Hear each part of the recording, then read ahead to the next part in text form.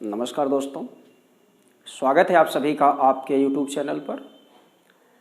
दोस्तों, आज का टॉपिक है करंट अफेयर्स में जनवरी माह के महत्वपूर्ण पुरस्कार, जिसमें भारत के सर्वोच्च पुरस्कारों में पद्म विभूषण, पद्म भूषण और पद्मश्री के साथ साथ वीरता पुरस्कारों के साथ ही अन्य महत्वपूर्ण पुरस्कार हैं जो विविध परीक्षाओं के दृष्टिकोण से विशेष उपयोगी हैं।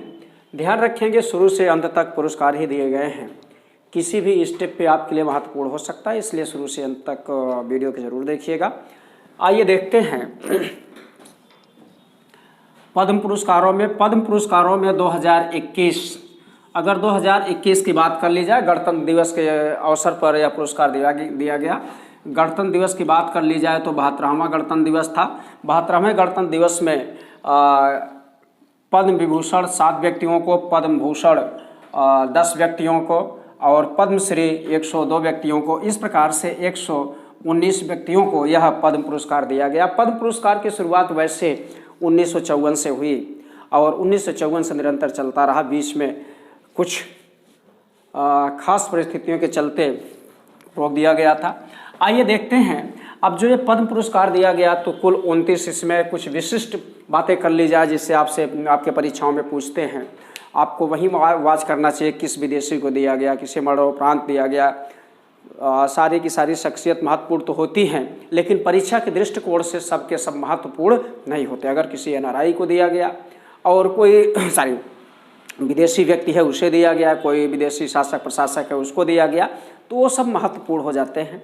इस प्रकार से आप लोगों को देखने और समझने की ज़रूरत है। निश्चित ही इस यूनिट से एक प्रश्न होंगे।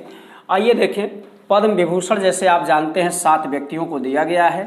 7 व्यक्तियों में शिंजो आबे, जो जापान के पूर्व प्रधानमंत्री रहे, जनसेवा के क्षेत्र में इन्हें दिया गया। यह आपके लिए अतिशय महत्वपूर्ण हो सकता है। साथ में लिखते भी जाएंगे। अगर दिखाई कम पड़ता हो, अक्षर छोटा हो, तो आवाज़ हमारी स्पष्ट आपके पास तक पहुंच रही है, कंटेंट आपके पास तक पहुंच रहे हैं, आप उनको देखेंगे। फिर अगला है SP बालासुब्रमण्यम। SP बालासुब्रमण्यम एक कला के क्षेत्र में, इन्हें मरणोपरांत पद्म विभूषण दिया गया। फिर डॉक्टर बेल्ले मोनप्पा हेगड़े चिकित्सक हैं। नरेंद्र सिंह कपानी विज्ञान और प्रौद्योगिकी के क्षेत्र में।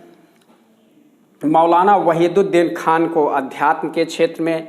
बीबी लाल इतिहासकार है, पुरातत्ववेत्ता हैं, इन्हें भी दिया गया। सुदर्शन साहू को कला के क्षेत्र में। इस प्रकार से ये 7 पद्म विभूषण प्राप्त करने वाले हैं। यहाँ से जो आपसे प्रश्न पूछा जा सकता है, शिंजो आबे ये महत्वपूर्ण है, उसके बाद मरणोपरांत किसे दिया गया है। साथ साथ यही एक बात और समझने की ज़रूरत है, जब किसी भी व्यक्ति को कोई पुरस्कार दे दिया जाता, तो आप देख रहे हैं अपने क्षेत्र के ये विशिष्ट हैं, कला संस्कृति के क्षेत्र में, साहित्य के क्षेत्र में, तो यहाँ से एक प्रकार के और से प्रश्न बन सकते हैं। बाय द वे, पुरस्कार से प्रश्न ना बने तो यहाँ से ऐसे कूट में प्रश्न बन सकते हैं कि SP बालासुब्रमण्यम किस क्षेत्र से संबद्धता रखते हैं, कला के क्षेत्र से। फिर कूट मिलाने के लिए आएगा मौलाना वहीदुद्दीन खान किससे हैं, आध्यात्म के क्षेत्र में।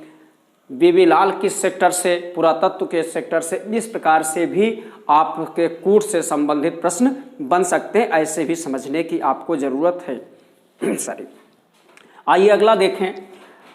पद्म विभूषण की बात कर ली जाए तो पद्म विभूषण दूसरा बड़ा पुरस्कार है पद्म श्रेणी के। पद्म श्रेणी के दूसरे पुरस्कारों में कुल ये 10 व्यक्तियों को दिए गए हैं जो अपने क्षेत्र के विशिष्ट हैं। इसमें देखा जाए 10 के नाम।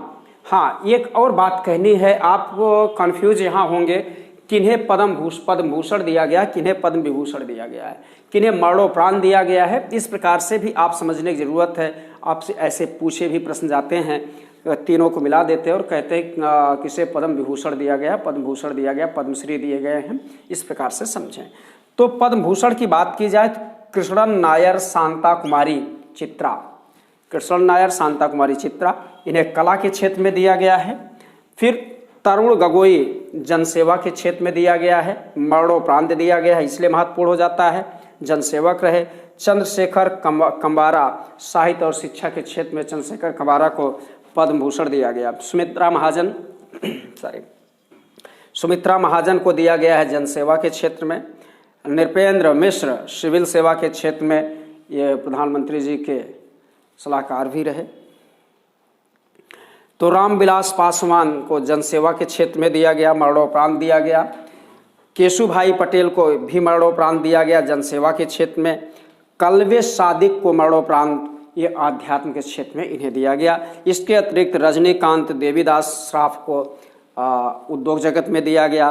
तरलोकचंद सिंह को पुरस्कार, इस प्रकार से ये 10 महत्वपूर्ण पुरस्कार इनको दिए गए। पद्मश्री की शख्सियतों की बात कर ली जाए, ध्यान रखेंगे 102 लोगों को दिया गया, तो 102 लोगों की सूची यहाँ देना संभव नहीं है, लेकिन थोड़ा सा संकेत कर दूँ तो उसके अनुसार आप लोग देख सकते हैं। जो जिस स्टेट के हों उस स्टेट के अगर किसी खिलाड़ी, किसी साहित्यकार, कलाकार को यदि दिया जा रहा तो आप लोग उनको ज़रूर देख लीजिएगा। आपके स्टेट के हिसाब से तो वह अतिशय महत्वपूर्ण हो जाएगा। चाहे आप उत्तराखंड की परीक्षा दे रहे हो, उत्तर प्रदेश की दे रहे हो, मध्य प्रदेश, छत्तीसगढ़, झारखंड, चूँकि पूरे भारत के लोगों को दिया जाता है तो अपने अपने क्षेत्र विशेष को देखने का प्रयास करेंगे।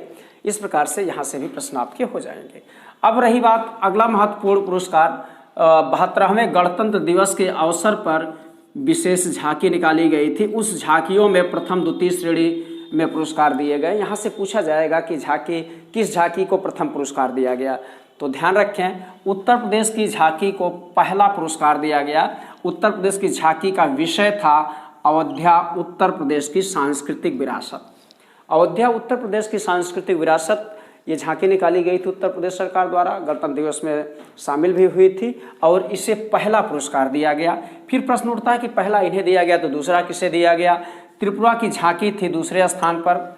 झांकी में बांस की प्रजातियों एवं जनजातियों की समृद्ध विरासत को दर्शाया गया है। बांस की कुछ खास प्रजातियां थीं और त्रिपुरा की समृद्ध सांस्कृतिक विरासत को या जनजातियों को उसमें दिखाया गया है, झांकी में दर्शाया गया है। अब प्रश्न उठता है कि तीसरा स्थान किसे दिया गया है। उत्तराखंड की झांकी को तीसरा स्थान प्राप्त हुआ है, जिसका विषय था देवभूमि देवताओं की विरासत।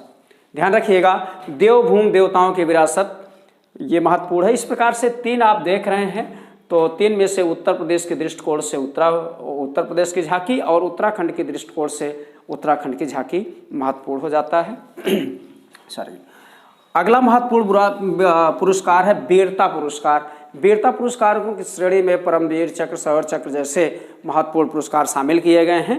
इस वर्ष एक महावीर चक्र पुरस्कार दिया गया है और उसके साथ साथ कीर्ति पुरस्कार भी दिए गए हैं।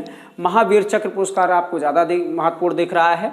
महावीर चक्र 16वीं बिहार रेजिमेंट के कमांडिंग ऑफिसर कर्नल संतोष बाबू को दिया गया, जो गलवान घाटी में जिन्हें शहादत मिली थी, इन्हें महावीर चक्र दिया गया, ध्यान रखेंगे।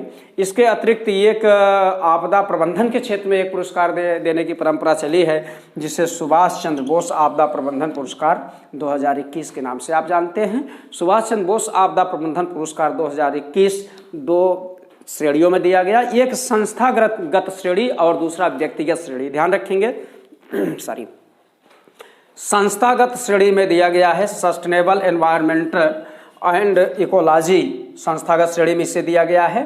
और डॉक्टर राजेंद्र कुमार को व्यक्तिगत श्रेणी में आपदा प्रबंधन पुरस्कार दिया गया है। ये आपदा के क्षेत्र में उत्कृष्ट कार्य करने के लिए पुरस्कार दिया जाता है। दोस्तों, इस प्रकार से जनवरी 2021 के महत्वपूर्ण पुरस्कार रहे। निश्चित ही यहाँ से एक प्रश्न निश्चित रहेगा, चाहे आप कहीं कहीं से, जैसे हमने बताया कि फिर से देख ले, शिंजो आबे महत्वपूर्ण हो सकते हैं, एसपी बाला सुब्रमण्यम महत्वपूर्ण हो सकते हैं। इसके अलावा आप देखेंगे कुल कितने एनआरआई फीमेल महिलाओं को कितने महिलाओं को दिया गया, 29, कितने में से 119 में से, फिर 10 एनआरआई को, 16 मरणोपरांत और एक ट्रांसजेंडर को भी दिया गया है। इस प्रकार से दोस्तों महत्वपूर्ण पुरस्कार रहे। हम उम्मीद करते हैं कि वीडियो अच्छा लगेगा, और यदि अच्छा लगे please like, share, comment, subscribe जरूर करिएगा। तब तक के लिए नमस्कार, धन्यवाद।